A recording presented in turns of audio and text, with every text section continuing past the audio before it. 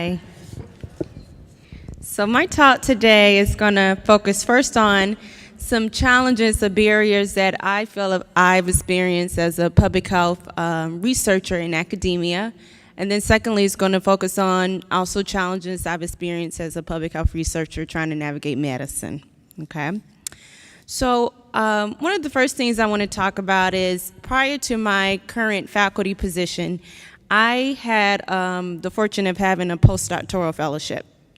And it was a NIH-sponsored postdoctoral fellowship. But one of the biggest challenges I encountered was lack of mentorship. And so what I mean by that is lack of advisement, proper advisement and support. I feel like the two ways that I could have been mentored better is first professional development and career development.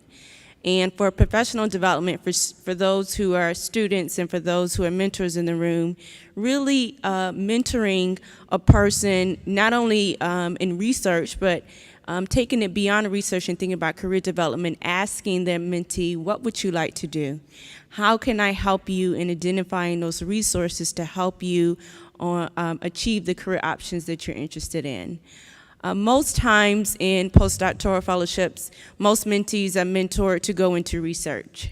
But nowadays, I think mentors need to be open and also mentor people not only to go into research, but into industry, nonprofit, government, and of course, academia. So I just want you guys to keep those things in mind.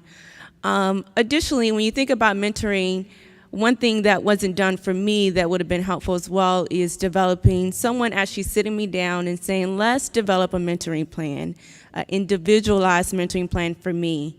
There are a lot of mentoring template plans out there which should be used strictly as templates, but templates that you take and amend to the person. So amend to really their strengths, their weaknesses, and also really their desires.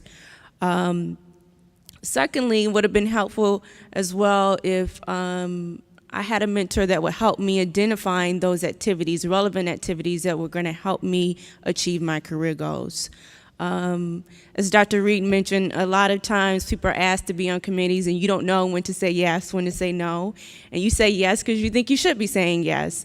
But maybe you really shouldn't get on that committee because it actually is not going to support and help you achieve the goal, for example, of trying to go into industry or trying to go into government.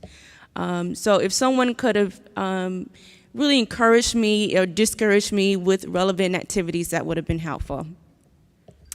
The next one is kind of one that you guys probably all know, but scheduling regular meetings.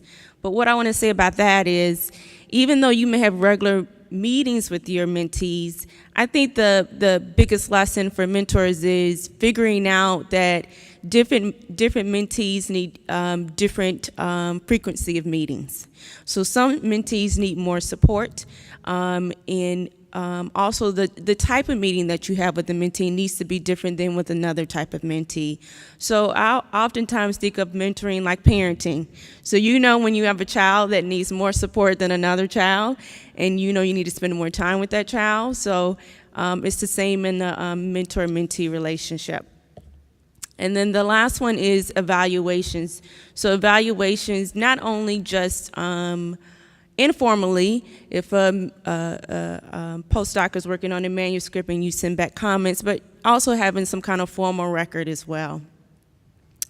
The last thing I want to talk about is challenges as a public health researcher navigating medicine. So I think I am the only public health researcher here on this panel that doesn't have an MD. So one of the biggest things I've seen, sometimes not a lot, is this whole notion of intellectual turf. So as a PhD in graduate school, and even for those of you that MDs, when you go to medical school, we all develop these superiority complexes of the way you're trained and your approach is the right way.